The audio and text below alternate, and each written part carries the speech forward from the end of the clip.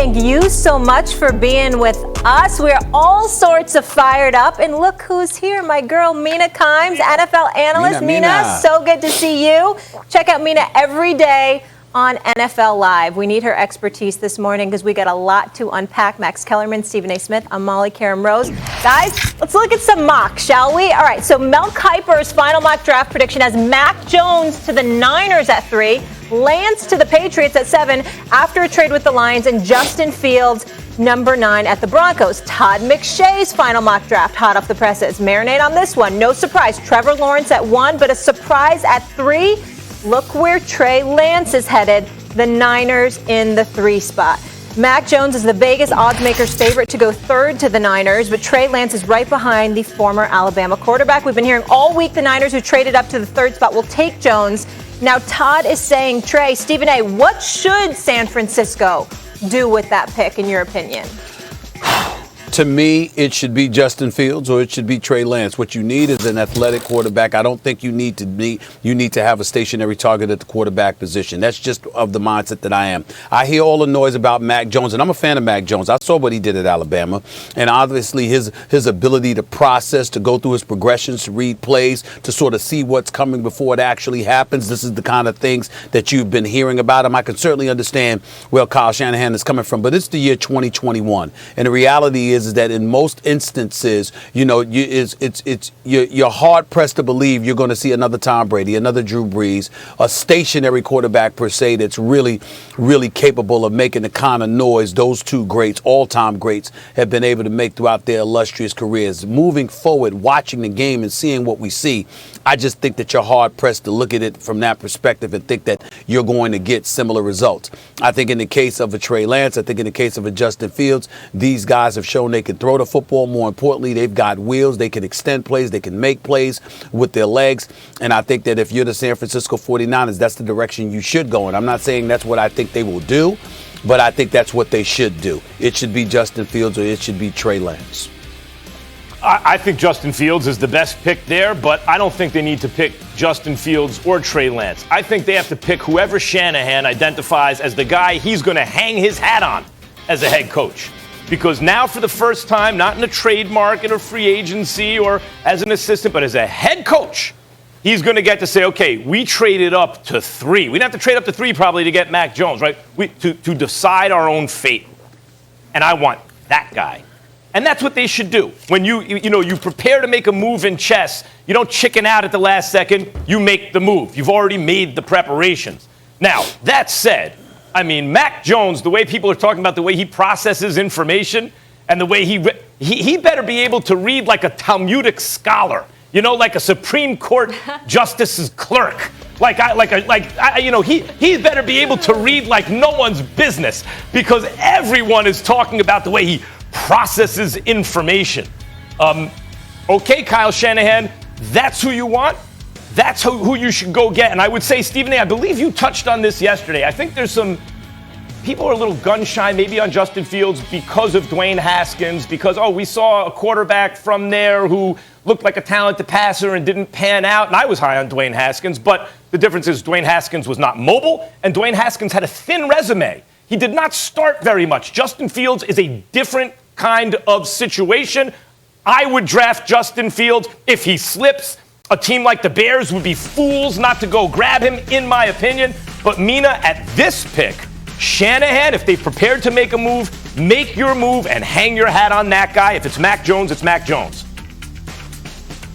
Look, I really don't like to criticize Kyle Shanahan. I think he's the most brilliant play caller in the NFL, but he's the most brilliant play caller in the NFL, not the most brilliant quarterback evaluator. You can look at his history of preferring Kirk Cousins over the likes of Watson and Mahomes back in 2017. What has he done to make you think this is something he excels at, Max? And beyond that, I agree with Stephen A., and it sounds like you, about Justin Fields, and I'm befuddled, frankly, as to what has happened between now and one of the greatest college football performances I have seen in recent history that's made him slide down boards. If you look at the quarterbacks who have thrived in recent years and had success in the NFL, they have all of the qualities Justin Fields has, the qualities that cannot be coached: accuracy, athleticism, arm strength, Okay, yes, he needs to quicken his process. That's something he can improve upon in the NFL. You know what you don't see when you look at those last 10 years of quarterbacks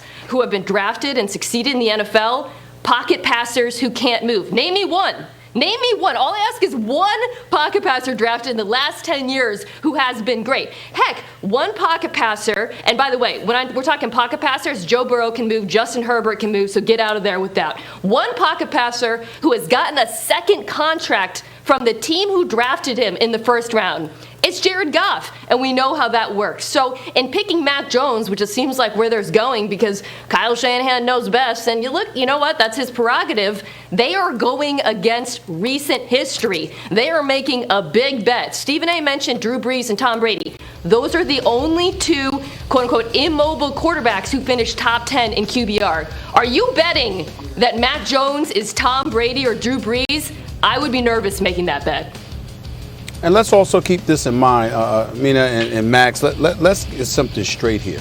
Do you understand how important this pick is for the San Francisco 49ers? We've been raving about Kyle Shanahan and all this stuff. And Mina, I am not here to question this man's credentials. This man is an exceptional play caller. He's won more games than he lost. We respect the hell out of him as an offensive mind, and he's somebody that has earned his stripes in the National Football League. I'm not trying to cast those kind of aspersions, but we do have an obligation to point out some facts.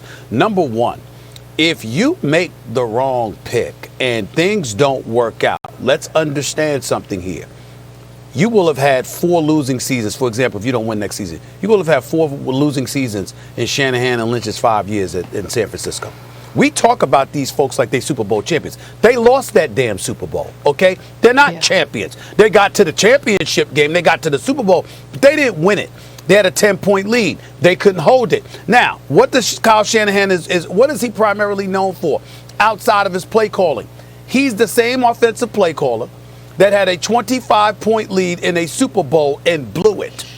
He's the same offensive coordinator that had a 10-point lead in another Super Bowl and blew it. This man has got outscored by 40 in Super Bowls after having a lead. Okay? Those are 2 championships that escaped him.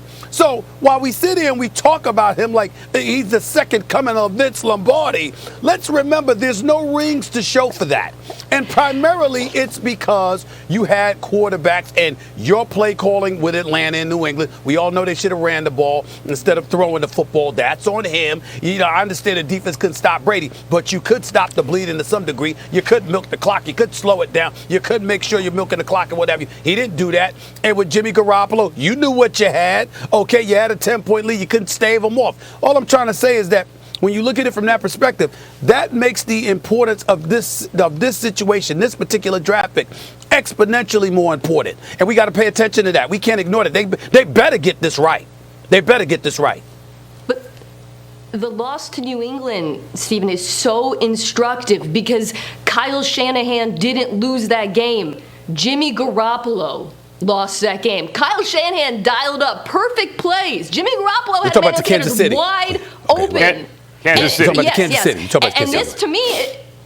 to me, pardon me, Kansas City. As we're looking towards this decision, that's a perfect example of distinguishing Kyle Shanahan, the play caller, from Kyle Shanahan, the quarterback evaluator. Because he dialed up a perfect game, and his quarterback, who he picked, let him down. So when we look at his record and his ability to make the right decision here, again, to me, play calling, I have no questions. I will not question that man. Yes, he made mistakes in the Super Bowl with Atlanta, but evaluating, I think we're totally justified in questioning what he's done there, and the Super Bowl that you referred to is perfect evidence for that. Mina, I want you to respond to this because you touched on it earlier, okay? Are you betting he's Tom Brady? Are you betting he's Drew Brees? We've seen Peyton Manning. The game, my point is this. I don't mean, are you betting Mac Jones? What I'm saying is the game has changed, right? And the more things you can do, the better player you're likely to be, right? If you have diverse skills. But my point is there will be another Drew Brees, Tom Brady, Peyton Manning, highly successful quarterback. As leagues change, we can still see a back-to-the-basket dominant player in basketball or a singles and doubles hitter who gets on base a lot in baseball, who doesn't strike out a lot. That's still possible. So if the teams pass on that kind of guy constantly, you'll never find him.